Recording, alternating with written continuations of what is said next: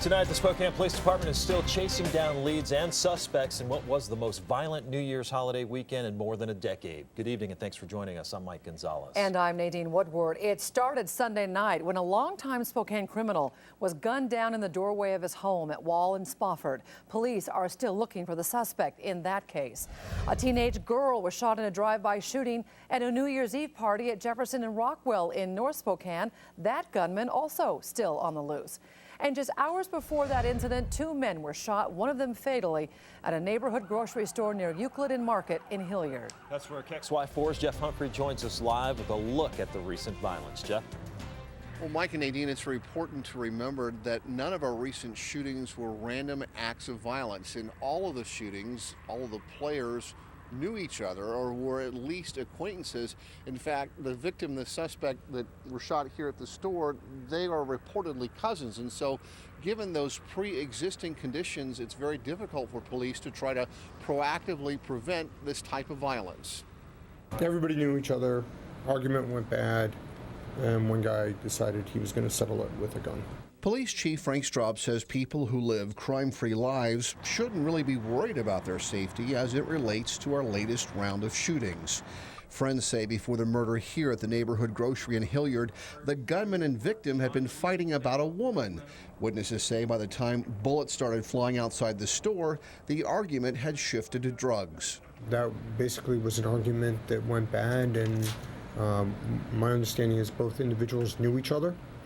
And one person decided to settle the argument by shooting the other. Later that same night, someone fired more than a dozen rounds at people attending a New Year's Eve party in North Spokane. The shooting that put a teenage girl in the hospital was also preceded by fights that later escalated into gunfire. I think it's a scary statement about where we are as a nation. We settle arguments now by going from 0 to 100. And we take out a gun and we shoot people. That's unacceptable behavior. The police department is going to do what it can to end that behavior. In the case of the drive-by shooting, police concede they had heard many complaints about big parties in the home where the teen was shot. The chief wishes he had more officers to keep parties from growing out of control.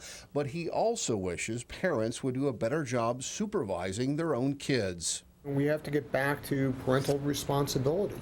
Where are your kids? What time are they supposed to be coming home? Who are they hanging out with? Where are they going? The chief says you can attribute most of Spokane's violent crimes to gangs and drugs, and that's where he expects his restructured police department will have the greatest impact in 2013. My commitment is you're going to see Spokane to be one of the safest mid-sized cities in the United States. That's my commitment to the community. That's what I got hired to do. The officers we've talked with say they are excited about the way the chief has restructured their department and that will make them better crime fighters. Within a couple of months, the chief says he's going to be offering the news media weekly briefings about crime hotspots, which means we're going to be in a much better position to give you timely information about crime trends in your neighborhoods and where you work. Reporting live in Hilliard, Jeff Humphrey, KXLY4.